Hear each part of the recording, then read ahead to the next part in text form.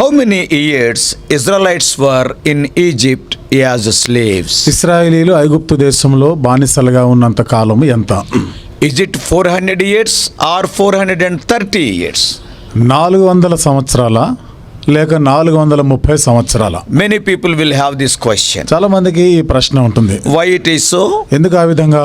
The Lord prophetically told Abraham in Genesis 15th chapter. దేవుడు అబ్రహాముతో ప్రవచనాత్మకంగా ఆదికాండం 15వ అధ్యాయంలో చెప్పాడు. In verses 13 and 14, the Lord told in advance that the Egyptians will afflict the Israelites for 400 years.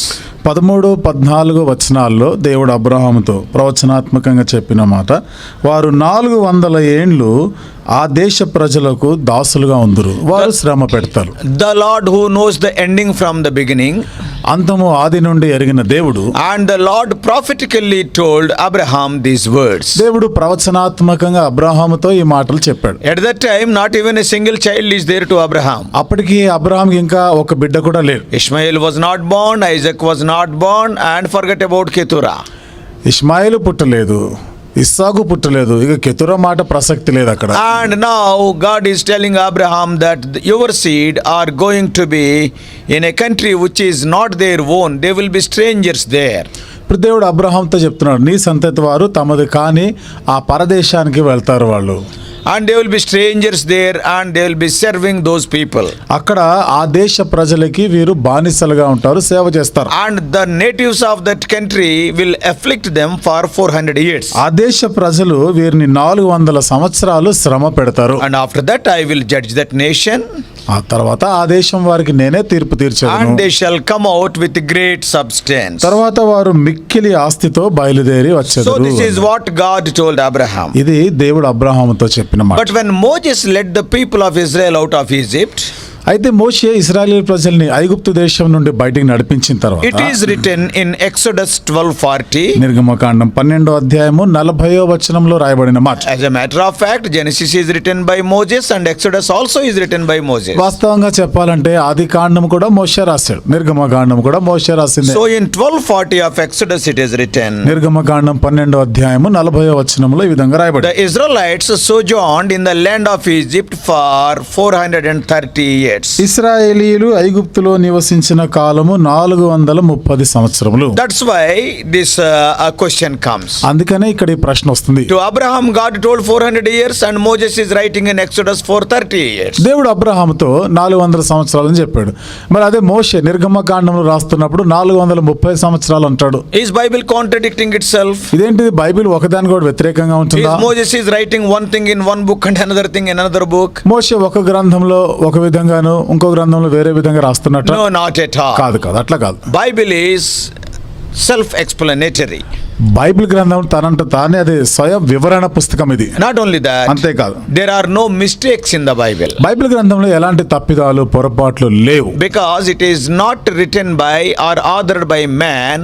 The Holy Spirit is the original author. ఎందుకనగా ఇది మనుషులు రాసింది కాదు, మనుషుని తలంపులు కాదు, పరిశుద్ధాత్మయే ఈ గ్రంథానికి గ్రంథకర్త ఉన్నాడు. That's why though it is written over a period of 1600 years, అందుకనే 1600 సంవత్సరాల కాలం రాసినప్పటికీ, though God used nearly 40 authors from different backgrounds, 40 మంది రచయితలు వేరు వేరు చరిత్ర కలిగిన వారిని దేవుడు వాడుకున్నప్పటికీ, and though they are living in different countries and various languages, వారు వేరు వేరు దేశాల్లో ఉండేవారు, వేరు వేరు భాషలు మాట్లాడే వాళ్ళైనా, but the Bible, the same theme flows right from Genesis to Revelation because the author is only one, that is the Holy Spirit. Bible గ్రంథంలో ఆదికాండం నుండి ప్రకటన గ్రంథం వరకు అంశం ఒకటే ఉంటుంది. ఎందుకంటే ఈ బైబిల్ గ్రంథానికి గ్రంథకర్త పరిశుద్ధాత్మ దేవుడు కాబట్టి. People of God were moved by the Holy Spirit and they are just instruments to pen what Holy Spirit was dictating. దేవుని ప్రజలు పరిశుద్ధులు, వారు పరిశుద్ధాత్మ చేత ప్రేరేపించబడి దైవావేశం వలన వాళ్ళు రాసినారు. పరిశుద్ధాత్మ ఏది రాయమని చెప్తే ఆ విధంగా వాళ్ళు రాసేవారు, అంతే. Now to get the clarification for this, whether 400 years or 430 years, ఇప్పుడు ఈ ప్రశ్నకి అంటే 400కి 430కి ఏది సరైనదో స్పష్టత కొరకు you must see the terminology, the words used there very carefully. ఇక్కడ ఉపయోగించిన పదాలు మీరు జాగ్రత్తగా గమనించాలి. In Genesis 15:13, Adikandam 15:13 The word used is afflicted for 400 years. 400 సంవత్సరాలు శ్రమ పెట్టుదురు అని ఉంది. And not only that, అంతేకాదు in Exodus 12:40, నిర్గమకాండం 12:40 it is not the period of affliction, it is the period of dwelling. They dwelt there for 430 years. ఇక్కడ శ్రమ పెట్టబడిన కాలం కాదు, వారు నివసించిన కాలము 430 ఏండ్లు. So there is a difference between dwelling there and being afflicted there. అందుకని ఇక్కడ నివసించిన దానికి శ్రమ పెట్టబడిన దానికి చాలా వ్యత్యాసం ఉంది. So they lived for 430 years. 430 సంవత్సరాలు వాళ్ళు అక్కడ నివసించారు. Probably the 30 years period may be the ruling under the ruling of Joseph, and the Pharaoh may be close to Joseph.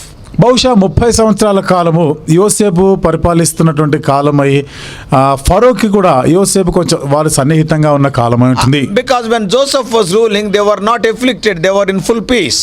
యోసేపు పరిపాలిస్తున్నప్పుడు వారు శ్రమ పెట్టబడలేదు, వారంతా నెమ్మదిగాను సమాధానంగా ఉన్న And they are column. given the best place, Goshen. వారికి శ్రేష్టమైన ప్రదేశం ఇవ్వబడింది గోషేను. So there is no question of any peacelessness. అందుకని అక్కడ నెమ్మది లేదు, సమాధానం లేదు అన్న దానికి తావులేదు. And even Stephen is approving this.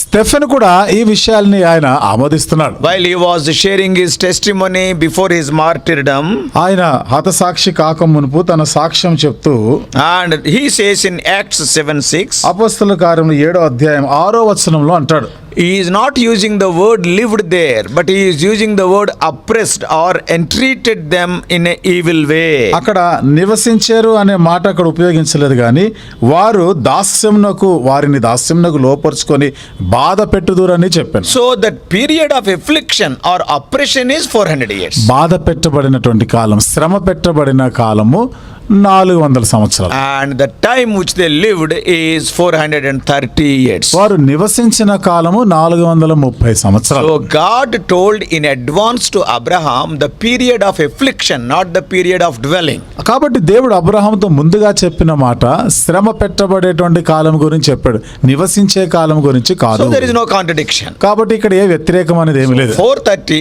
years they lived. Out of those 430 years, 400 years they were under affliction and servitude. 430 సంవత్సరాలు వాళ్ళు అక్కడ నివసించినటువంటి కాలంలో 400 సంవత్సరాలు వారు శ్రమ పెట్టబడిన కాలము, తర్వాత 30 సంవత్సరాల కాలము వారికి శ్రమలు లేని కాలం. The totally 430 years they are dwelling. వారు పూర్తిగా 430 సంవత్సరాలు నివసించిన కాలం. So there is no contradiction here. కాబట్టి ఇక్కడ ఒకదానికొకటి ఏది వ్యతిరేకత అనేది ఏమీ లేదు. We must concentrate on the very word of the Bible. Bible గ్రంథంలో రాయబడిన ఆ మాటల్ని మనము జాగ్రత్తగా గమనించాలి. God bless you all. Please subscribe for more spiritual messages to the YouTube channel John Victor Telugu Messages.